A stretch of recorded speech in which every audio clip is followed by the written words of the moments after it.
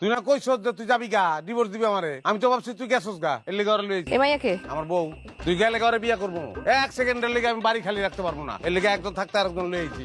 আমি সংসার অনেক ভালোবাসি। জায়গা তুই জলদি যা। আচ্ছা শুনো, এই হচ্ছে সেই জিনিস, ঝগড়ায় পিএইচডি, যে কারণে তার লগে আমি সংসার করতে পারতাছি না। আমি বাড়িতে ওর বাইরে হইতে পারলাম না, তুমি আরেক মাইয়া লই আইছো। তো তুই কি মনে করছো তুই বাড়ি থেকে বাইরে আমি গলায় ধরে দিব? আমি ওই মালই না। কামটা তুমি করতে পারলা?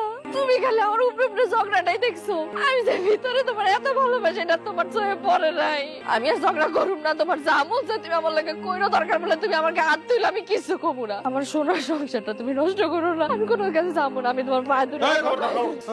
এগুলি করবি না, পায়ে ধরার কোনো দরকার নেই। আচ্ছা ঠিক আছে, ও যাইবো না বাড়ি থেকে। বাড়িতে যাইবো না মানে? যাইবো না মানে যাইবো না, 2 দিন বেড়াইবো। চিনস না ওরে? না তো। মাম তো ওই ডালিয়া। এটা তুমি আগে কইবা না, আমি তো ভয় পেয়ে গেছিলাম। এই ভয়টা তো তোমার চেহারা আমি জীবনে দেখিনি, কোনোদিন তো মুখ দা কও নাই যে তুমি আমার ভালোবাসো, কইতাও না। এই ঘটনা না ঘটাই